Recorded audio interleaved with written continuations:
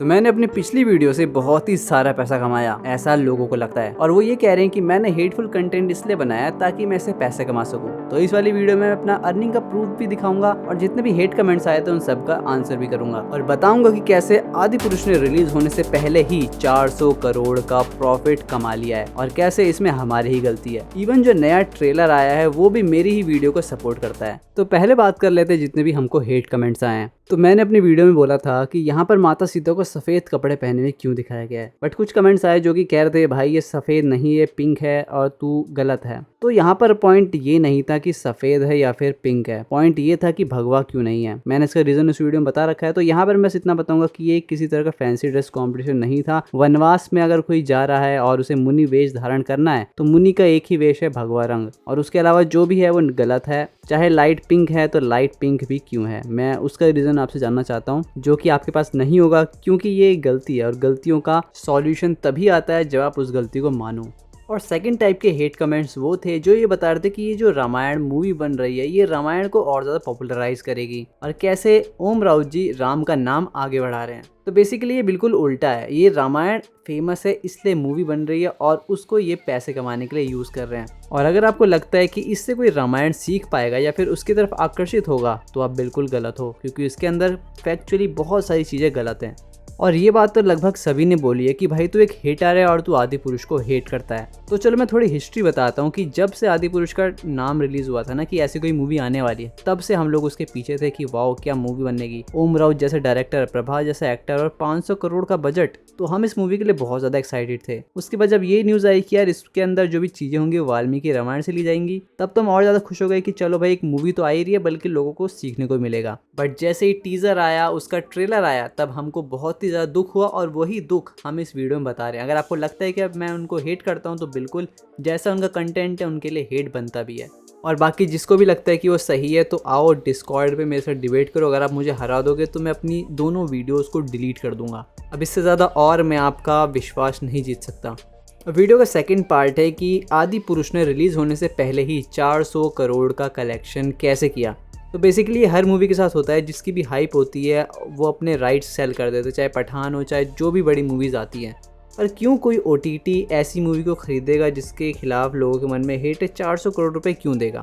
तो जितने भी आजकल यूट्यूबर्स होते हैं एक डाटा एनालिस्ट का कोर्स आपको सेल करते मिल जाएंगे। तो ये डाटा एनालिस्ट बेसिकली वो लोग हैं जो कि कुछ भी चीज़ सेल करने के लिए या फिर कुछ भी चीज़ नई सर्विस लाने के लिए जब कोई कंपनी सर्वे करवाती है तो ये डाटा कलेक्ट किया जाता है लोगों से और वहाँ पर कंपनी को पता चल जाता है कि कौन सा प्रोडक्ट किस जगह पे यूज़ होगा। फॉर एग्जांपल अगर आपका कोई एरिया है वहाँ पर कोई जूस की शॉप नहीं है, वहाँ पर गर्मी ज़्यादा रहती है, लोगों को कुछ पीने के लिए नहीं मिलता, तो अगर मैं सर्वे करूँगा और मेरी रिपोर्ट सही आई कि हाँ यार यहाँ पर जूस शॉप खोलूँगा तो मुझे प्रॉफिट होगा, तो मेरे पास जो लास्ट इन्फॉर्मेशन आई वो सिर्फ डाटा से। तो इसी वजह से जितनी भी OTT कंपनीज़ हैं इनके पास भी डाटा है कि लोग इस मूवी को देखेंगे। वो चाहे थिएटर में ना देखने जाए, चाहे इसे बायकॉट करें, बट वो घर पे बैठ के इस मूवी को देखने वाले हैं। बट अगर हम लोग एक साथ रहे और हमारे अंदर सच्ची में ये मूवी गंदी हुई तो शायद इसका भी हाल लाल सिंह चड्ढा जैसा हो जाएगा। ये मूवी भी अच्छा बिजनेस नहीं कर पाएगी और इसके मेकर्स को मुंह की खानी पड़ेगी। तो अब आता है इस पूरी वीडियो का मेन पार्ट, जो नया ट्रेलर उसमें क्या क्या चीज़ें गलत हैं। तो अगर आपने मेरी पुरानी वीडियो देखी है तो मैंने उसमें बताया था कि यहाँ पर ये आटे की चक्की क्या कर रही है, जबकि वहाँ पर सिर्फ फल और कंदमूल खा के ही जीवन जीना था।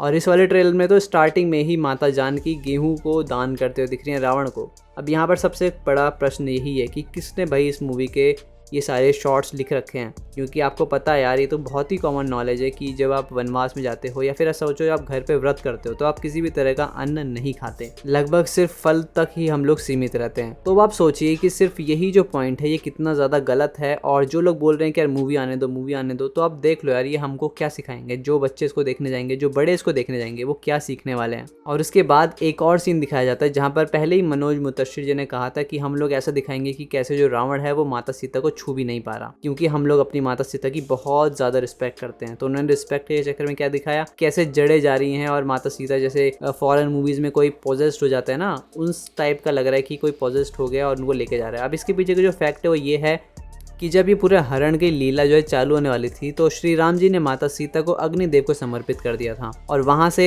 माता सीता की परछाई उनके साथ रहने लगी थी और वही बाद में उनका ही अपहरण हुआ था। तो किसी भी तरह से माता सीता का अपमान वहां पर नहीं हुआ था।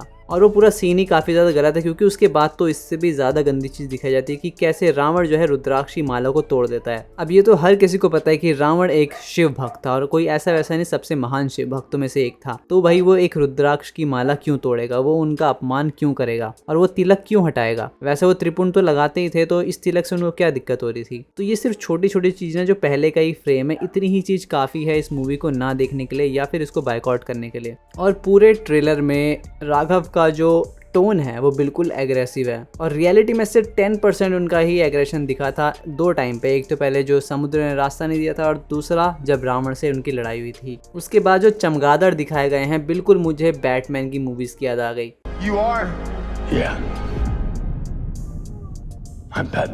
और इवन इन्होंने वो चमगादड़ भी दिखाया, लेकिन उनको छुपा दिया गया। सिर्फ 1 से 2 सेकंड के लिए चमगादड़ दिखा था, उसके बाद उसको हटा दिया गया। और रावण का लुक बिल्कुल भी चेंज नहीं हुआ है, बिल्कुल वैसा ही दिखेगा जैसा आपको फर्स्ट टीजर में दिखा था। और इसके अंदर भी इनको सोशल मैसेज डालने से बाज नहीं आया। एक डायलॉग है कि यार तुम आज अपने लिए मत लड़ना, लेकिन उस दिन के लिए लड़ना जब किसी भारत की बेटी पे कोई हाथ डालेगा। तो देखिए, या तो आप एक हिस्टोरिकल मूवी बना रहे हो या फिर कोई सोशल मैसेज दे रहे हो, क्योंकि यहाँ पर दोनों ही काम नहीं हो पा रहे। और इन सब के लिए हमारे ही धर्म ग्रंथों को इसलिए चुना जाता है क्योंकि हम लोग ही उनको सपोर्ट करने जाते हैं, उनको ही पैसे दे रहे हैं। क्योंकि कुछ लोग फिर से आएंगे, बोलेंगे यार मूवी अच्छी है, आप देखने जाओ, फिर बोलो।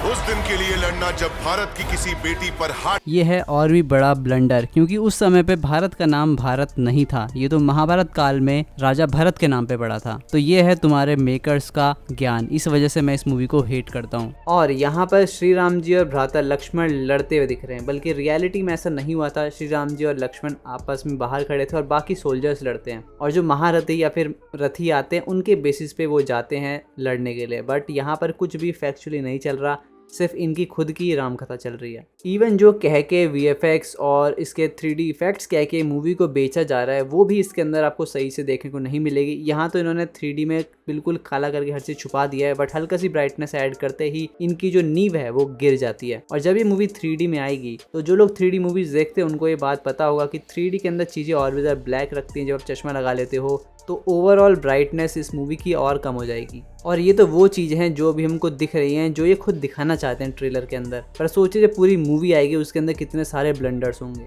और ये करने का उनको जो साहस मिलता है वो हमसे ही मिलता है, क्योंकि हम लोग इनको हमेशा ही क्षमा कर देते हैं। मान लीजिए अभी ओम राउत ने प्रभास ने गंदी मूवी बना दी, पर बाद में जब ये फिर से कभी ऐसा प्रोजेक्ट लेके आएंगे तो इनको फिर से वही सपोर्ट मिलेगा। जो कि चलो एक बात को मान लेते मिलना भी चाहिए, पर अगर हमने इनको वो सबक नहीं सिखाया तो शायद हम लोग ये सब सहते रहेंगे।